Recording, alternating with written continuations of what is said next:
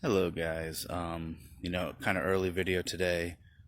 I am still alive. That was pretty crazy yesterday. I don't know what that was, but it was something and it scared the shit out of me. So today I'm going to go a little bit lighter topics. As a lot of you know, I am writing down all this stuff into a series of books. Some of you don't know that, but you recommend, hey, you should write this into a book. I am very deep into the process of doing that.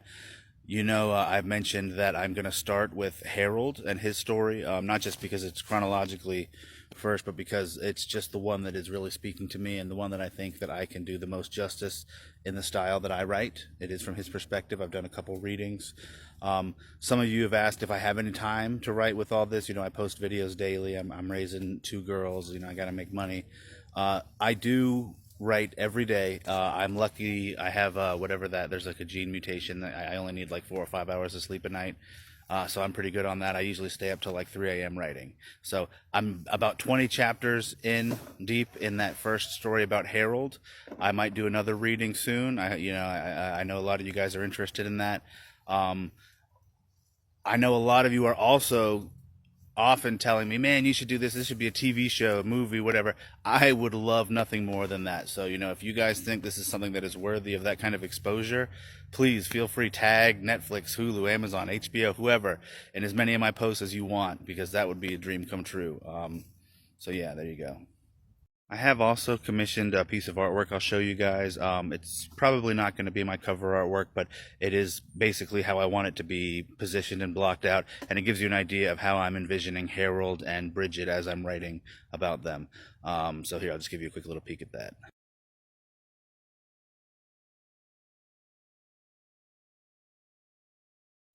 And the last thing for now, I've mentioned before, I do have another completed novel. I finished it over a year ago. I've been trying to get it traditionally published. I have other short stories. If you guys would be interested, it's not related to this stuff at all. Some of it, I guess you could say, would be in the same genre, horror, fantasy, whatever you want to call it. But if you guys would be interested in that, I'd love to share that part of my life on here too. That was part of the initial reason that I started a TikTok. So let me know if you guys would be interested in seeing any of that kind of stuff. All right, so some more weirdness surrounding the items that I found inside of that golden clock.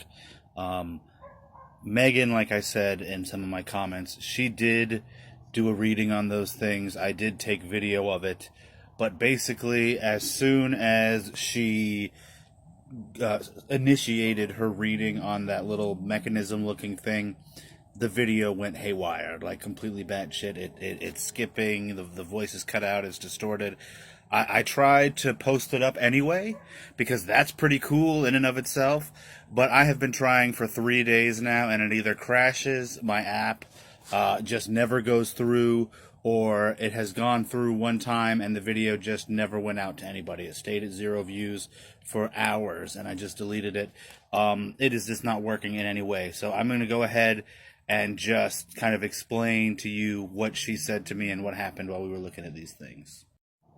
Okay, it really went insane, like I said, not when she touched this, but when she initiated trying to read what it was, what information she could get off of it. She did tell me, like many of you guys have, that, the gems and things that were placed inside of it, those are things used in a lot of forms of witchcraft or whatever you want to call it, for, protection and different things like that. What she told me is that this is set up to harness whatever you want to call that kind of mystical energy in a way that it can be utilized with something. This is, I said, to me, the impression, I just got this really strong impression that it was a battery. She said that's not completely out of the field of where it is, but yeah, it is something that does allow you to use that kind of magical or mystical energy. Now, about this note, she did say that it was written by the same person who owned the clock originally, and that was a friend of Harold's, a colleague that he worked with.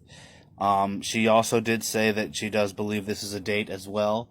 Now, one thing that was really interesting, she said, if this was a friend of Harold's, obviously, he was living in the 1800s, so that person would be dead.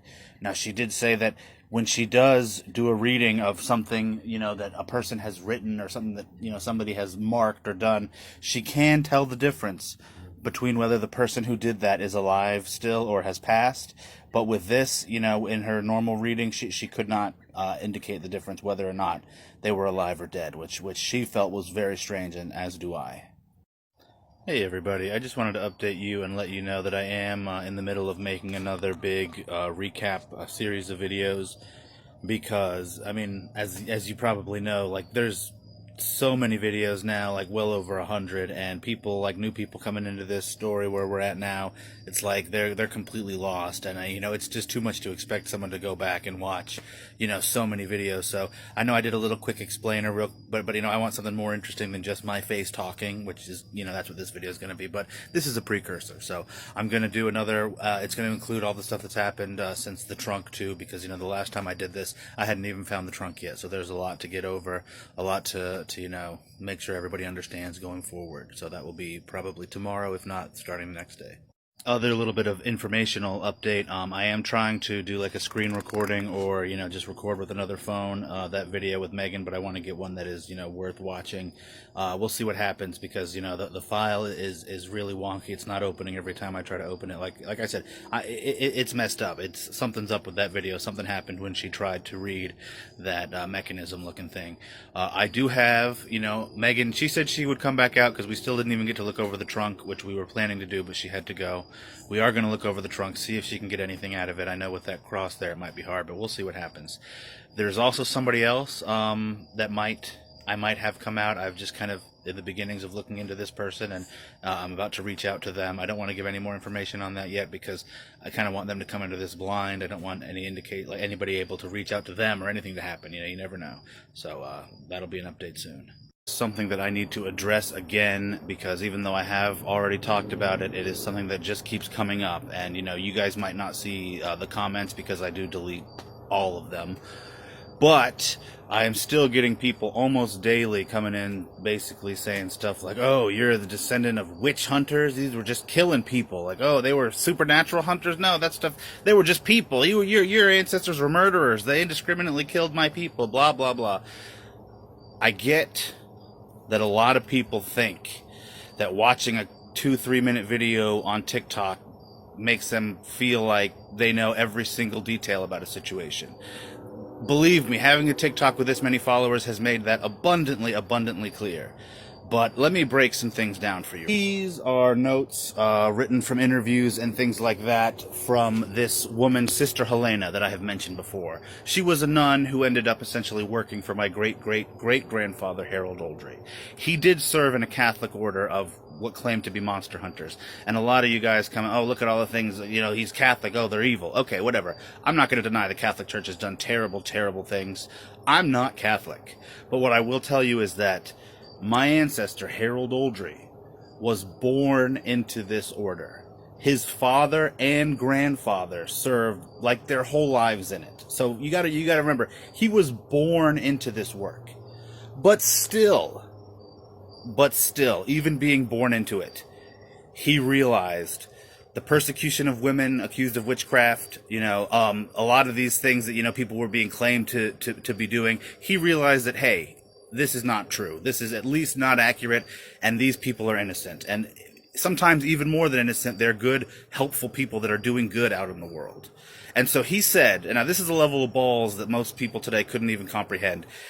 This man who lived his whole life in this hierarchy, in this very military lifestyle and hierarchy, said, fuck you guys, you're wrong, you're doing evil, I'm going to go do this on my own. I'm going to do the good parts of this and fuck off the rest of what you're doing. Not only that, he turned others away to do the same thing. This Sister Helena, I mean, while she was still technically a nun, she left the convent and was basically granted allowance to work as his secretary, more or less. And why was they able to do that when he had left the order? Because he was so damn good at what he did that they basically said, hold on, okay, yeah, we're wrong, we whatever, you know, we're not going to make you stay, but maybe you can still help us out sometimes. Let's keep a good relationship. Let's not burn these bridges, because we might need Harold Oldry from time to time. Even more than that, like I said, I've mentioned him breaking witches out of church imprisonment. I've mentioned him saving items that were supposed to be destroyed because souls were attached to them.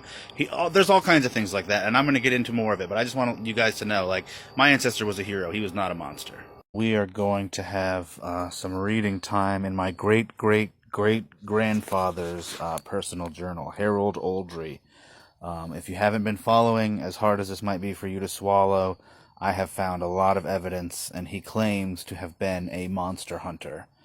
He lived in Europe. It seems to have gone for a while down to my great-grandfather who lived here in the United States. But why don't we just jump in? Because a lot of people have asked me if it said anything in here about vampires, because when I opened his trunk, there was a vampire killer's kit. And yes, it does. This is one of the more interesting ones, and it leads to some of the others, so I'll go ahead and read it to you. He says, "In my time, I have encountered 4 different breeds of vampire. 2 that one might call common, 1 specific to a region of Moldavia, and 1 unique to itself. I imagine more exist." So he's saying that he doesn't think that all the ones that he's seen that necessarily are all of them. So the common breeds, and he puts common in quotes, can be described as such: the rats and the regals. While variation surely exists, they are for particular molds.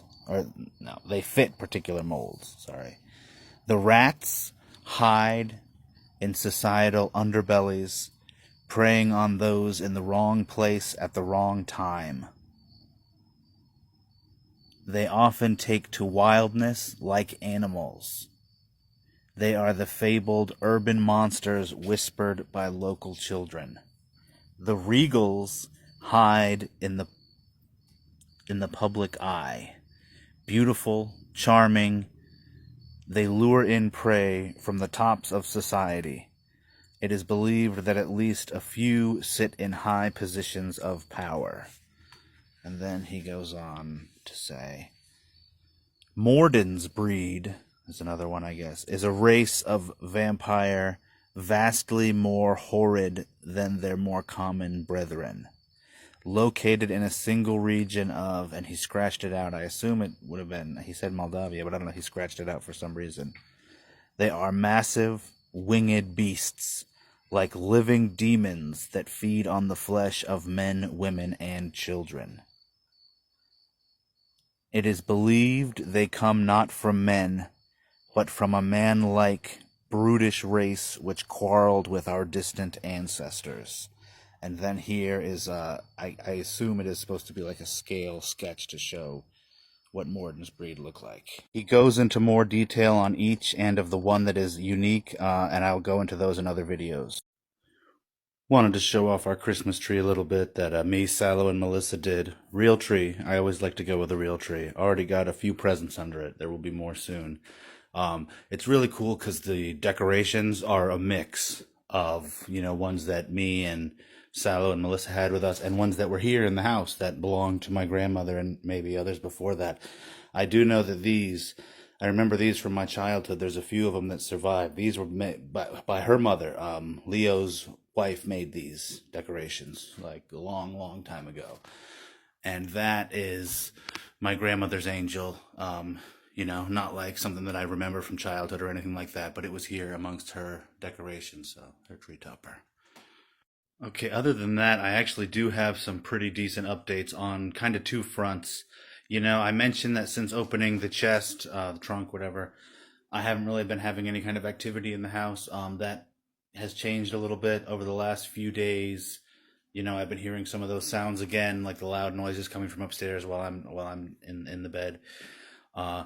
Haven't been able to capture anything. I come up, haven't found anything. I always record, but if nothing happens, I just delete it.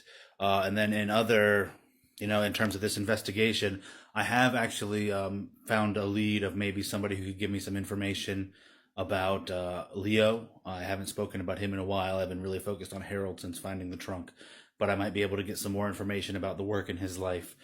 And I told you before that Megan was going to put me in touch with some people that maybe could help me safely look into what is inside of that little container with the X marked on it that was in the chest, the one that I believe is housing dark objects, cursed items, whatever you want to call it. So, I'm going to meet this person, and when I meet them face to face, get a better feel for them. We might be looking into that pretty soon too. So, a lot to look forward to.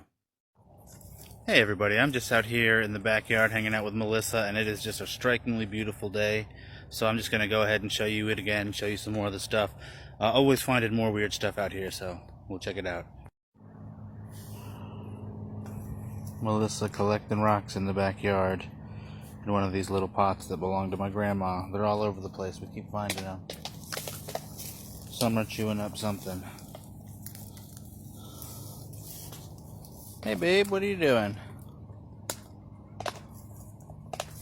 It's really interesting. I mean, I've talked about this yard a ton, but like the fence line is basically like a little forest that circles around the whole house. I mean, I don't know if it's just like wasn't managed well, or I mean, given everything I know, I assume it's intentional, but it just leads to something that's really epically beautiful, and I love it. Like, I don't want to quote unquote fix it up. I really like it this way. There's Melissa. And then, yeah, like I said, it's just like surrounded by forest. There's Summer. There's that platform. The tree in the corner over here. Kind of oddly placed lamp. Doesn't work. And the pool, which is still something I haven't even begun to figure out what I'm going to do. Pump is totally broken. It's a swamp. Yeah. This is that patch where when we first moved in, it was super overgrown, and Melissa, was looking at what looked like some kind of little creature. It's still kind of weird. The topography of the ground has clearly been, like, altered and messed with. There's these big stones around here that were, I'm guessing, used for something. Some parts of it are dug out. I don't know. Just weird. Just weird stuff on top of all the other weird stuff going on. Now, I've talked about this patch of, like, completely overgrown yard back here, kind of between the shed and the weird platform. I haven't really pushed into it at all. It's just kind of super, basically like in the middle of a completely unmanaged forest. I was just kind of thinking there might be something in there worth seeing. So maybe I will go digging through there kind of soon. Basically, the fence is like maybe 20, 30 feet back. Just completely not managed at all, not like the rest of the yard. So like I said, we like how kind of wild it is back here. And there's still plenty of just open space for the girls and the dog. And so I don't know, and given what I know about this place, I kind of feel like I don't know, like I should leave it the way that I inherited it for the most part. Until I find out more, so I don't know. There you go. More of the yard. Alright, so this might be a video that some of you have been waiting for. I know a lot of you guys really want to see more into Harold's journals. I'm going more into this one. Some of you asked about if he talked about the Fae, given the stuff that's going on here in the backyard and with the tree and all that. He does mention them a few times in the journal. It does seem to be a topic that he was less knowledgeable about than some of the others.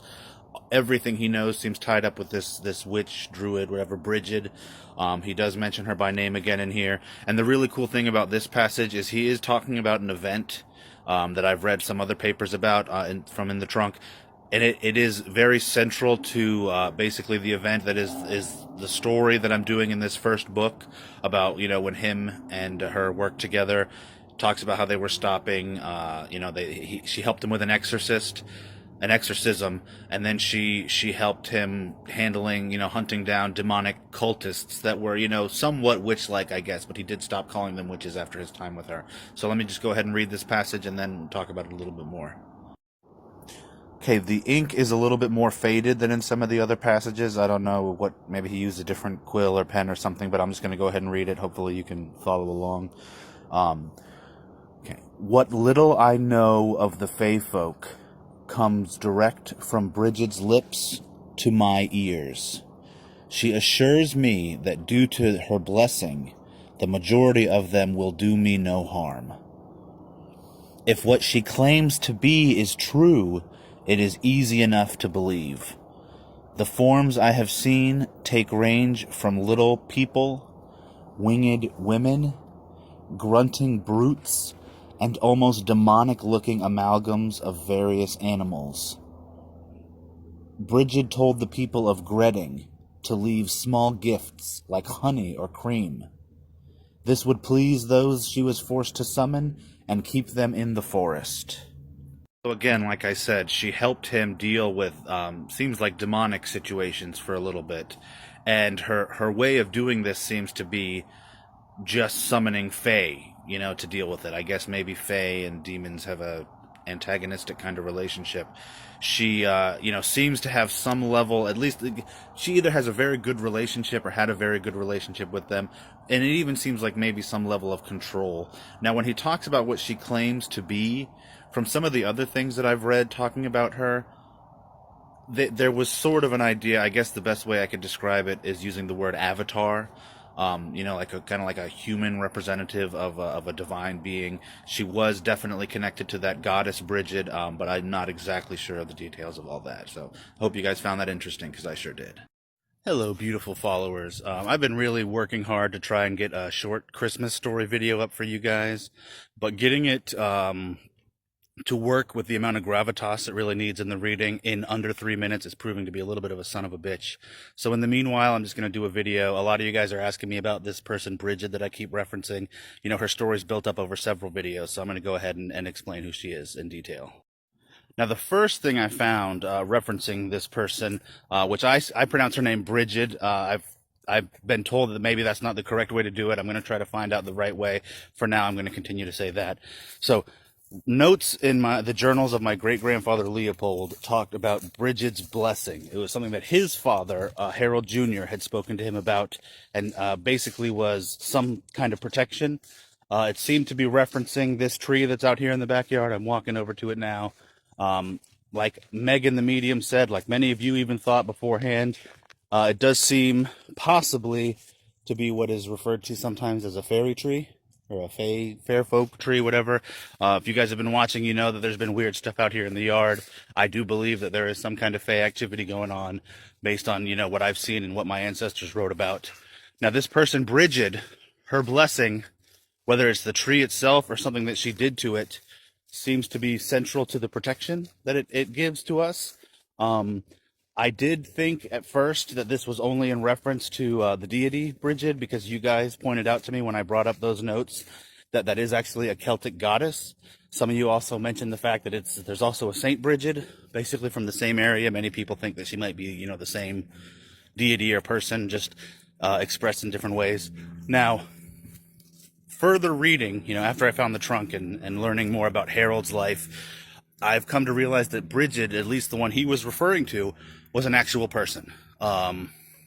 She was a Celtic druid, sometimes referred to as a witch. She did have incredible abilities that did relate heavily with the Fae. She was able to broker deals, communicate with them a lot.